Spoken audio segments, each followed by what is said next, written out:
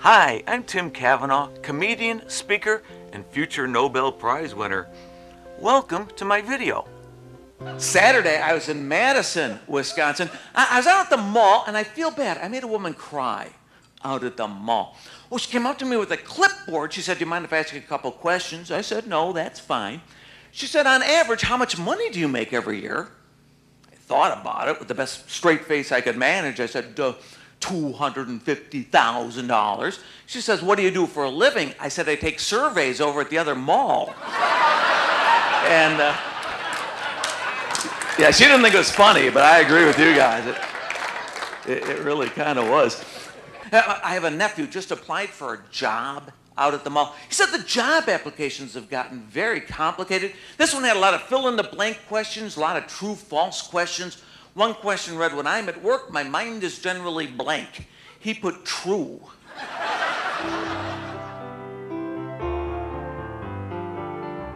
I like to customize every show that I do. I did a show recently for Blaine's Farm and Fleet, a Midwest retailer with 34 stores. At Farm and Fleet, you can pick up just about everything you could possibly need for your home, garden, and farm.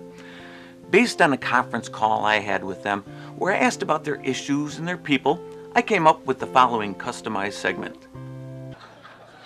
Before coming up to the Abbey, I asked the nice folks here at Blaine's Farm and Fleet to send me some information about the company. And they were kind enough to send me an advance copy of the next Fleeting Moments magazine, which happened to be the swimsuit edition. And let me just say, 6 pages of Bob Glazer and little Speedos.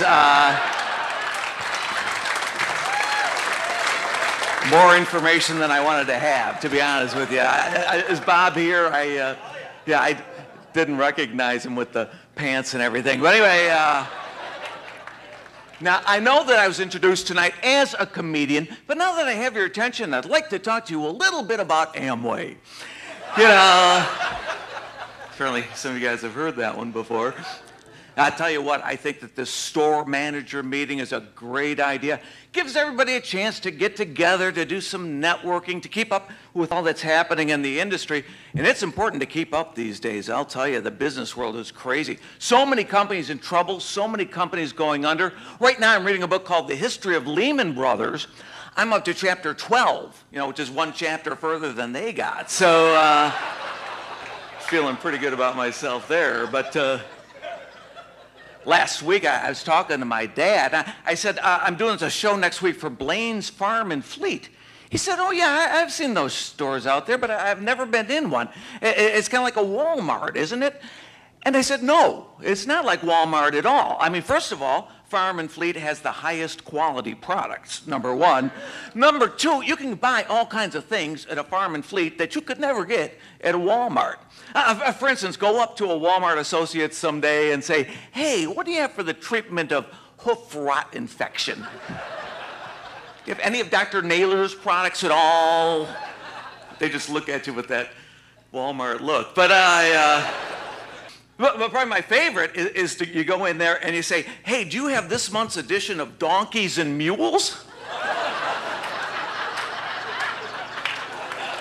Don't do that.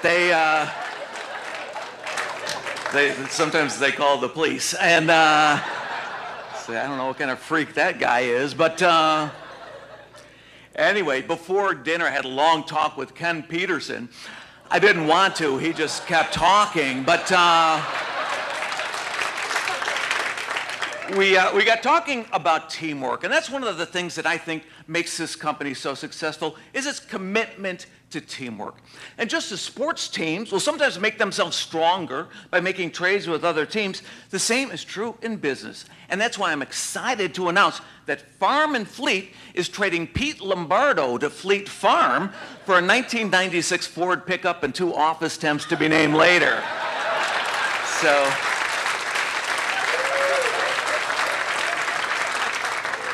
goodbye, Mr. Tires. Anyway, you've been retired, so to speak. But now, I was talking to Bob Blaine before coming out. He was telling me that next summer they're going to expand the meeting and they're going to bring back the Farm and Fleet golf outing, which I think is a great idea.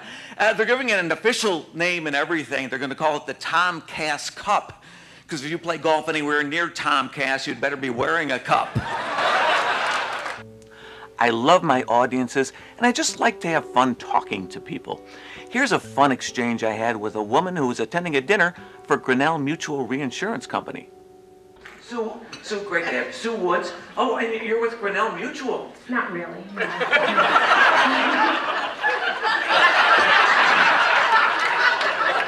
Has the meeting gone that badly that at this point you just want to distance yourself? You're just... No, I'm here with I'm a guest of someone who's with Grinnell Mutual. Oh, you're a guest of someone who's... And that would be this guy behind you.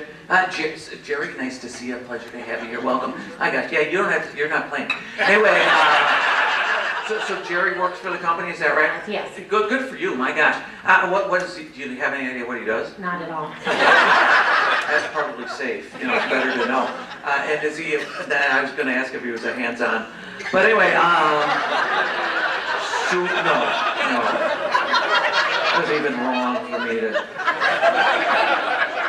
I love you. That's just adorable. Here, yeah, you're missing some of the best stuff. There you go. Anyway, well, Sue, great to have you here. My gosh, Jerry, what do you do? I'm the Chief Financial Officer. Ooh.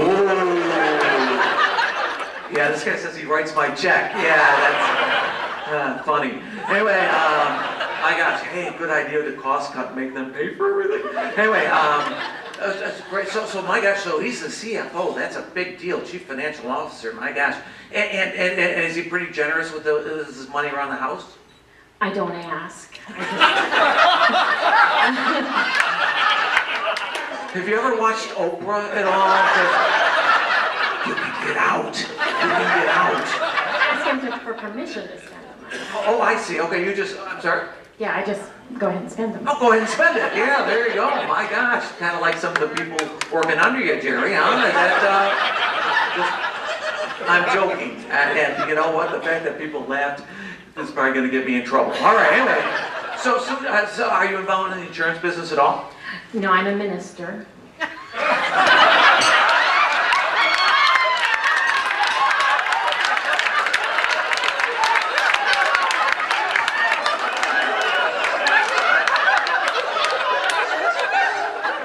I don't know. I should apologize for everything.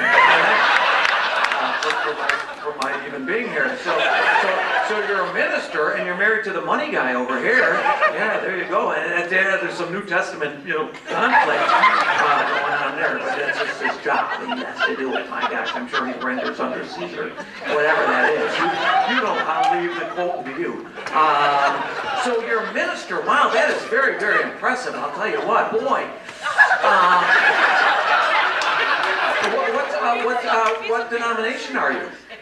It's Christian Church, Disciples of Christ, Christian Church. Disciples of Christ. Oh, they're the ones with the motorcycles. I saw Jim Book. He's got the leather jacket and the Harley Speedo. Oh yeah, the Speedo. I shouldn't have mentioned that. All right, that's kind of disgusting. So, Disciples of Christ, is that right? That's right. Yeah, good for you. My gosh. Well, how long have you been a minister? Since like '98, but just serving a church for the last 2 years or 3 years. He does numbers. I don't. 2 years. Okay. So you've just been at church for 2 years, and the first 10 years you were preaching, but nobody would listen. He would. All right. There you go. And then he'd give you money, and you'd go to the store. All right. I like your business plan. That was smart. That's works out well. So things going well at the church. How many people do you have in your denomination there, your congregation? It's a small church. It's only about 50 people. Oh yeah, but that's good. That's a good way to start. My gosh, as I said, I sell Amway.